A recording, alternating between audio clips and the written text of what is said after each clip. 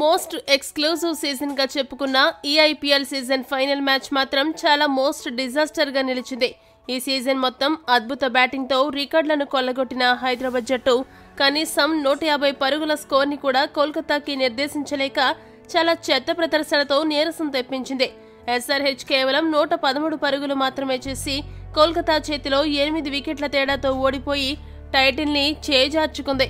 మరోవైపు కోల్కతా మాత్రం మ్యాచ్లో మొదటి బంతి నుండి విన్నర్స్ లాగా ఆడి టైటిల్ను ఎగరేసుకుపోయారు. ఇంతటి ఘోర పరాజయంపై హైదరాబాద్ కెప్టెన్ కమిన్స్ మాట్లాడుతూ ఏమన్నాడంటే, నిజంగా ఈ రోజు మేము చాలా చెత్తగా ఆడాము. ఆ విషయం ఒప్పుకుని తీరాలి. ఫైనల్స్ లో ఆడాల్సిన ఆట తీరు కనబరచడంలో విఫలమయ్యాము. మా బ్యాటర్లను నమ్మి టాస్ గెలిచి మొదట బ్యాటింగ్ తీసుకున్నాను. కానీ మరోసారి మా ఓపెనర్ల నుండి తగిన ఆరంభం దొరకలేదు. ఇక మిడిల్ ఆర్డర్, లోయర్ ఆర్డర్లో ఏ ఒక్కరూ నిలకడైన ప్రదర్శన చేయలేదు. భాగస్వామ్యాలు నిర్మించలేకపోయాము.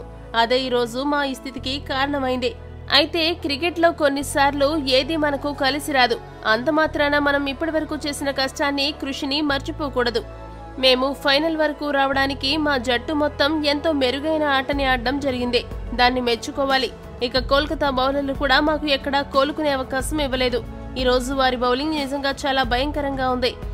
ఇక గ్లెన్ ఫిలిప్ ని తీసుకోకపోవడం అనేది నా ఒక్కడి నిర్ణయం కాదు. జట్టు ఎంపిక అనేది జట్టు యాజమాన్యం, మేనేజ్మెంట్ పై కూడా ఆధారపడి ఉంటుంది. ఇప్పటి వరకు మాకు ఎంతగానో సపోర్ట్ గా ఉన్న ఆరెంజ్ ఆర్మీ ఫ్యాన్స్ కి చాలా కృతజ్ఞతలు అని ముగించాడు. ఈ వీడియో గనక మీకు నచ్చినట్టయితే లైక్, షేర్, కామెంట్ చేయండి. మరిన్ని స్పోర్ట్స్ అప్డేట్స్ కోసం మా ఛానల్ ను సబ్స్క్రైబ్ చేసుకోండి.